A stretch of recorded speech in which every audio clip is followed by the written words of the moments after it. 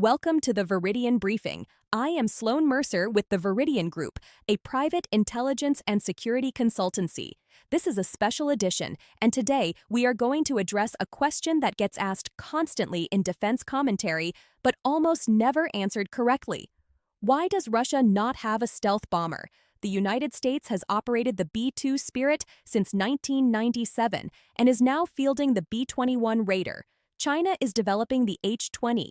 But Russia, which maintains the world's largest nuclear arsenal and one of the most capable missile forces on the planet, does not possess a single operational stealth bomber. Not one. Most Western defense commentary treats this as a straightforward story of Russian technological failure. They could not build one. Their industry is not capable. Sanctions have crippled their aerospace sector.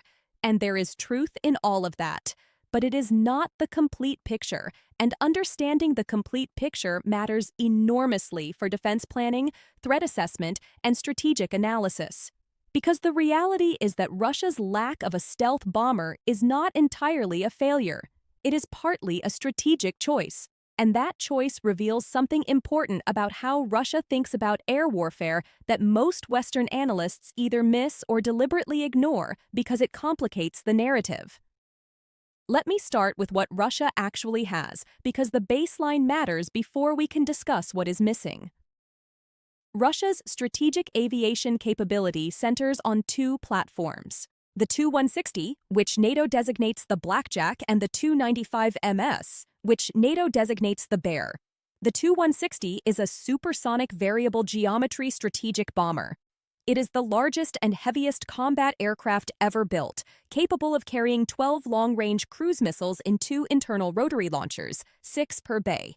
The modernized Tu-160M variant continues delivery into 2026 with ongoing integration of newer, longer-range weapons. The Tu-95MS is a turboprop bomber that has been in service since the Cold War. It looks archaic. It sounds archaic. Those massive contra-rotating propellers are among the loudest aircraft signatures in military aviation. But the Tu-95MS is not designed to be quiet or stealthy. It is designed to fly for a very long time, carry a heavy weapons load, and launch cruise missiles from thousands of kilometers away from its target. And that is the critical point. Neither of these aircraft is designed to penetrate enemy air defenses. They are designed to stay far away from enemy air defenses and launch missiles that do the penetrating for them. Russia operates its strategic bombers as missile trucks. They fly to a launch point in friendly or neutral airspace, release their cruise missiles, and turn around. The missiles, not the aircraft, are the weapons that enter contested airspace. The International Institute for Strategic Studies confirms the KH-101 cruise missile's internal carriage on the Tu-160 and integration on Tu-95MS variants. Russian officials have publicly referenced the KH-BD missile with ranges exceeding 6,500 kilometers. If that range figure is accurate, a Tu-160 could launch missiles from deep inside Russian airspace and strike targets across most of Europe, the Middle East, or North America, depending on the approach route. The bomber never needs to come within thousands of kilometers of an air defense system. Now, here is where the analysis gets genuinely interesting, and where most commentary goes wrong. The standard Western assumption is that stealth is essential for a modern strategic bomber because the bomber needs to survive in contested airspace. The B-2 and B-21 are designed around this assumption. They are built to penetrate the most advanced integrated air defense systems on the planet, deliver weapons, and return. That capability is extraordinarily valuable and represents a genuine strategic advantage for the United States. But Russia looks at the same problem from a fundamentally different doctrinal perspective. And that perspective is rooted in a cold-blooded analysis of how modern air campaigns actually begin. Russia understands, based on extensive study of American air campaigns from Desert Storm through Iraq in 2003 and observations of NATO operations in Libya and elsewhere, that the opening phase of a modern air war is the systematic destruction of the adversary's integrated air defense system. Radar installations, surface-to-air missile batteries, command and control nodes, early warning aircraft, communications infrastructure. All of it is targeted in the first hours and days of a conflict with precision-guided munitions, electronic warfare, and cyber operations. The American and NATO playbook for the opening of a major conflict is to collapse the adversary's ability to see and shoot. Once that air defense network is degraded or destroyed, the airspace belongs to the attacking force. And once the airspace belongs to you, stealth becomes far less important. You do not need a radar-invisible aircraft to operate in airspace where the radars have already been destroyed. Russia's doctrinal conclusion from this analysis is rational, even if it is uncomfortable for Western defense analysts who have invested heavily in counter-stealth narratives.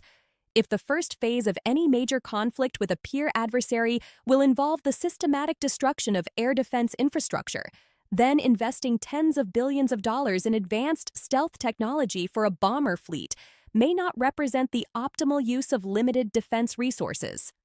Instead, Russia has chosen to invest in the missiles themselves, making them longer range, more accurate, and harder to intercept, while keeping the launch platforms at safe standoff distances where stealth is irrelevant.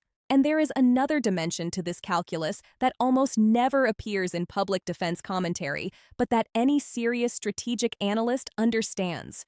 It concerns the nuclear mission specifically, and it represents a fundamental physical limitation of stealth technology that no amount of engineering has fully overcome. A stealth aircraft is designed to minimize its radar cross-section. It achieves this through shaping, radar-absorbent materials, and careful management of electromagnetic emissions. Against radar, stealth technology is genuinely effective. But radar is not the only way to detect an aircraft, and when that aircraft is carrying a nuclear payload, a completely different detection physics comes into play. Nuclear weapons emit neutron radiation. This is a physical property of the fissile material itself. Plutonium and enriched uranium produce a continuous neutron signature that exists as a consequence of their atomic structure. This signature is passive. It does not depend on the weapon being armed or active.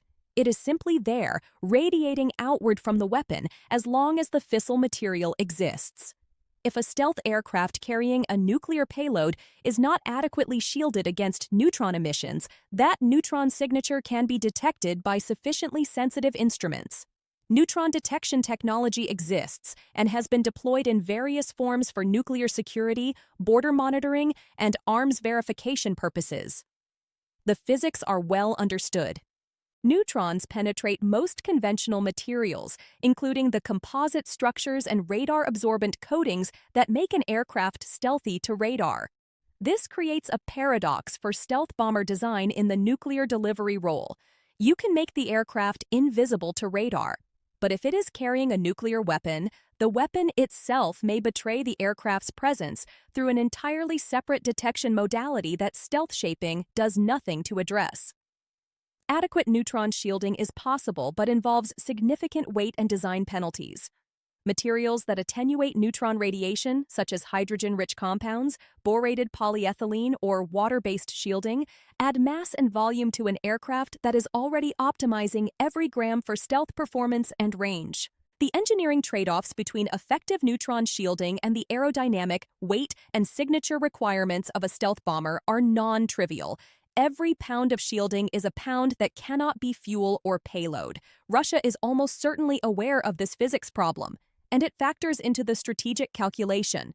If your primary nuclear delivery platform is a stealth bomber that must carry heavy shielding to avoid neutron detection or risk detection through a modality that stealth cannot defeat, the cost-benefit analysis of stealth technology shifts. An alternative approach, launching a nuclear-armed cruise missile from a non-stealthy platform hundreds or thousands of kilometers away, avoids the problem entirely. The missile is smaller, faster, and spends far less time in detectable range of any sensor system. The bomber never enters the threat environment at all. This does not invalidate the American approach to stealth bombers. The B-2 and B-21 are designed with these constraints in mind and for a broader mission set than purely nuclear delivery. but it does add another layer to understanding why Russia has rationally concluded that investing in standoff missile capability may produce a better return on investment for the nuclear mission than investing in a stealth bomber that faces detection challenges stealth alone cannot solve. Now let me walk you through the PKDA program itself, because despite the doctrinal arguments I just laid out, Russia is attempting to develop a stealth bomber. The question is whether they can actually build it. PAK-D stands for Perspektivní aviační komplexální aviacji, which translates roughly to Prospective Aviation Complex for long-range aviation. It is Russia's next-generation strategic bomber program, and it has been in some form of development for over a decade. Our assessment, based on convergent reporting from Russian state media, industrial patent filings, and defense analytical institutions, is that the PAKDA program almost certainly exists at the prototype development stage. Official TASS reporting from 2020 documented construction of airframe elements and cockpit work at the Tupolev Design Bureau. Aviation Week analysis identified stealth intake patent imagery consistent with a flying wing configuration. Multiple defense publications have reported on the program over several years, creating a body of evidence that goes beyond mere aspiration. But here is the problem. Russia's track record on major defense development timelines is poor. The PAKDA program has experienced chronic schedule slippage, target dates have been missed repeatedly, and the combination of sanctions pressure, industrial capacity constraints, precision manufacturing limitations, and competing demands for aerospace resources, particularly under wartime conditions, generates substantial uncertainty about when this aircraft will actually fly. We assess with moderate confidence that first flight before the end of 2026 is unlikely, with a probability of only 25 to 45%. Even under optimistic assumptions, meaningful operational fielding, meaning squadron-level capability rather than a handful of test aircraft, remains a mid-2030s prospect at earliest. The most probable configuration is a flying wing or tailless blended planform. Think of something conceptually similar to the B-2 Spirit or the newer B-21 Raider, though with different proportions and design priorities. The stealth intake patent imagery suggests internalized inlet ducting as a key low observable technique. The design emphasizes subsonic endurance rather than supersonic penetration, which represents a significant conceptual departure from the Tu-160's supersonic dash capability. This design choice tells you something about Russian thinking. They are not trying to build a supersonic stealth bomber.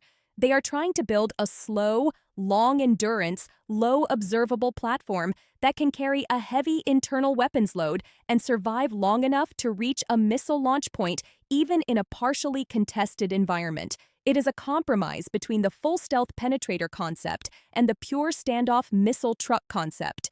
The PAKDA, if realized, would give Russia the option of operating closer to adversary airspace than a Tu-160 can safely do, while still relying primarily on standoff missiles for the actual attack. The most commonly referenced propulsion solution involves a non-afterburning derivative of the Tu-160's NK-32 engine family. This approach leverages existing industrial capability while eliminating thermal signature penalties associated with afterburners. However, adapting an existing engine design to a flying wing installation is a significant engineering challenge, and engine development timelines represent one of the most critical program risk factors. For weapons integration, the PAKDA would almost certainly feature internal weapons bays carrying nuclear and conventional air-launched cruise missiles. The primary armament would likely include the KH-101 and KH-102 family, with potential integration of the KH-BD extended range missile. Russian press has also referenced a KH-95 hypersonic missile concept tied to PAK-DA, but we treat that as speculative absent stronger technical evidence. Now here is the judgment that matters most for practical threat assessment. Through at least the next several years, Russia will expand its strategic aviation capability primarily through better missiles, not better bombers. We hold this judgment with moderate confidence. The logic is straightforward. Missile iteration cycles are significantly faster than clean sheet bomber development. The KHBD, with its reported 6,500-kilometer range, if it achieves operational status, would dramatically extend the effective strike reach of existing Tu-160 and Tu-95MS platforms without requiring a single new bomber to be built. 12 KHBD missiles per Tu-160 launched from deep inside Russian airspace represents a meaningful capability enhancement delivered through munitions evolution rather than platform revolution. This is the credible near-term threat pathway that Western defense planners should be calibrating against. Not a stealth bomber that may or may not fly by the end of the decade, but longer-range, more capable cruise missiles being launched from the same platforms Russia has operated for decades. Let me walk you through 4 competing scenarios for how the PAC-DA program plays out. Scenario A is the baseline trajectory, assessed as the most likely outcome at 45 to 55% probability. PAC-DA development continues at current pace. First flight occurs between 2028 and 2030. Initial operating capability is achieved in the mid-2030s. Production quantities remain constrained, with fewer than 30 aircraft fielded by 2040. Russia's strategic aviation threat through the 2030s derives primarily from cruise missile enhancement rather than stealth platforms. Scenario B is accelerated development at 15 to 25% probability. Russian leadership prioritizes PAC-DA as a national prestige program. First flight occurs by late 2026 or early 2027. This requires assumptions of significant technical progress not reflected in observable indicators and possible Chinese technology transfer. Scenario C is program failure or cancellation at 15 to 25% probability.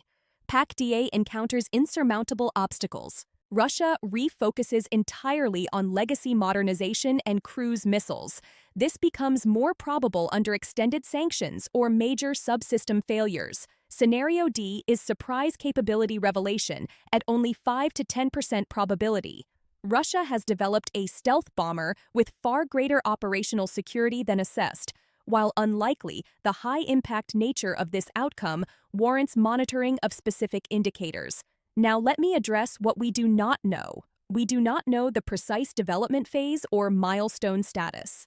We do not know validated technical specifications including radar cross-section targets and actual range numbers. We do not know the real impact of sanctions on specific subsystems. And we do not know the intended operational doctrine, whether PAC-DA is meant to be a penetrating bomber or a reduced signature standoff platform. For Western defense planners and corporate decision-makers, the implications are specific. First, do not overweight the stealth bomber threat in near-term planning. Russia does not have one today and is unlikely to field one operationally before the mid-2030s. Second, do weight the cruise missile threat seriously. Russia's actual capability enhancement path runs through longer-range, more capable air-launched cruise missiles. Cruise missile defense is the more urgent near-term priority. Third, understand that Russia's strategic aviation posture is rational within its own doctrinal framework. The decision to prioritize missiles over stealth reflects coherent strategic logic built on their assessment of how air campaigns unfold, the physical limitations of stealth in the nuclear delivery role, and the cost-benefit analysis of platform investment versus weapons investment. And fourth, monitor the indicators. Imagery of a flying wing airframe at production facilities, flight test signatures, engine development milestones, procurement budget items, basing infrastructure changes. These are monitorable through open-source collection and provide the basis for timely reassessment. The broader context is this. The United States maintains a decisive advantage in stealth bomber capability. That advantage is real, but the strategic environment is defined by the interaction between platforms, weapons, doctrine, and industrial capacity. Russia's approach produces a threat that is different in character, but not lower in consequence. A Tu-160 carrying 12 KHBD missiles with 6,500-kilometer range operating from deep inside Russian airspace does not need to be stealthy. The missiles do the penetrating. The bomber is just the truck. And when you add the neutron detection dimension to the nuclear mission, the argument for the missile truck approach strengthens further. A standoff cruise missile carrying a nuclear warhead spends minutes in a detection environment. a penetrating stealth bomber carrying the same warhead spends hours. The physics of neutron emission do not care how low your radar cross-section is. They care how long you are close enough to be measured. Russia has built its doctrine around minimizing that exposure time by keeping the bomber far away and letting the missile close the distance. The bottom line: Russia does not have a stealth bomber today. The PAKDA program is real but behind schedule. Russia's near-term strategic aviation threat is concentrated in cruise missile evolution. And Russia's decision not to prioritize stealth technology at the same level as the United States reflects a strategic logic that is partly necessity, partly rational doctrinal choice, and partly grounded in physical detection realities that stealth alone cannot overcome. That is the Veridion Briefing Special Edition on Russian stealth bomber capabilities.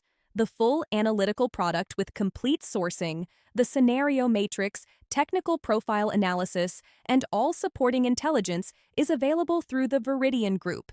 If your organization needs defense industry intelligence, geopolitical threat assessment, or strategic analysis, visit veridiongroup.com/briefing to schedule a consultation with our analysts.